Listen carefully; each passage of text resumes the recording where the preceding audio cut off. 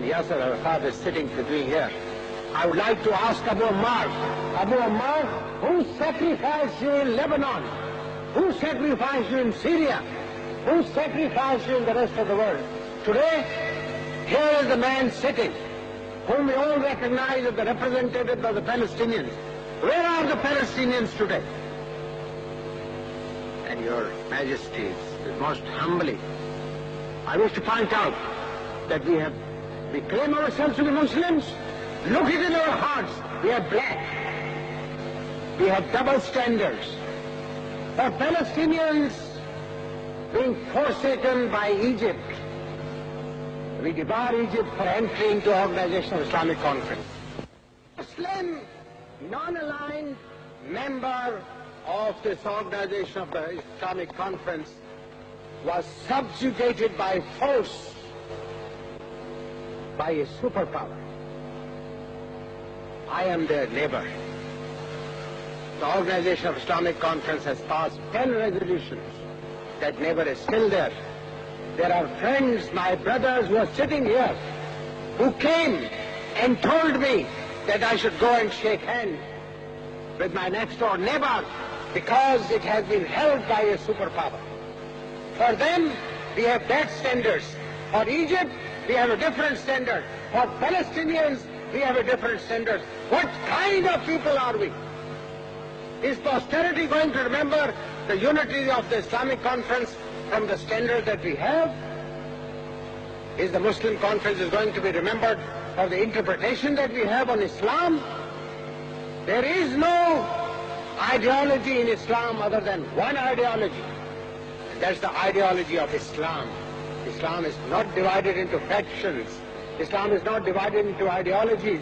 There's only one ideology, and that is the ideology of Sayyid. Call yourself an Arab, an Ajam, an Asian, a Turk, call what you may. But if you're Muslims, then you're followers of the Prophet.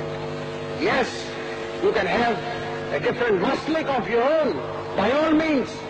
But there's a rule of the thumb, that if you believe in a maslik, believe it yourself. Don't touch the masliks of the others. There's only one ideology of Islam, and Your Majesty, most humbly, I submit that I would request this august body to very seriously consider on the question of Egypt the proposal, a very able proposal that was made by the honorable leader of the Malaysian delegation, Sayyid Ghazali, and a very, in my opinion, a very sincere, humble suggestion made by President Suko Ture.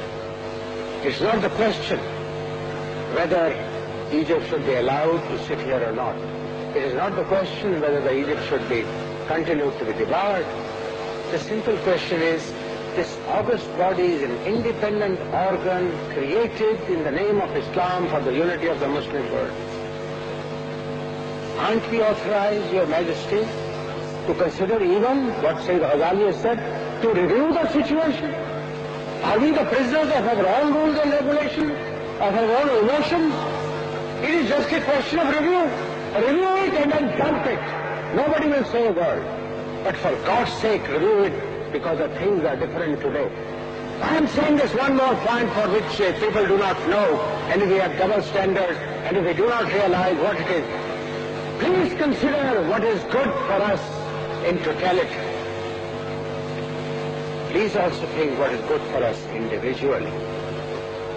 But do not mix the two, because you then go down in history as unforgettable individuals, which will be not remembered in history whatsoever, because they were so divided. We are talking about superpowers. Who is it that can tell me as to which is the power, which is the body, which is the authority, which has helped anybody for the sake of help? Most humbly, and I have a tremendous regard for my brother Sayyid Khaddam Hussain. Sayyid Khaddam says that we should only respect those who give in abundance. Please put it to yourself that what you have today in Syria, at what price has this been achieved? If this price was worth paying, and I'm for you, I am for Syria. If God gives me 10 more lives, I'll go and fight for Syria. I'll fight for Palestine. I'll fight for everybody else, but in the name of Islam. Not as a Pakistani.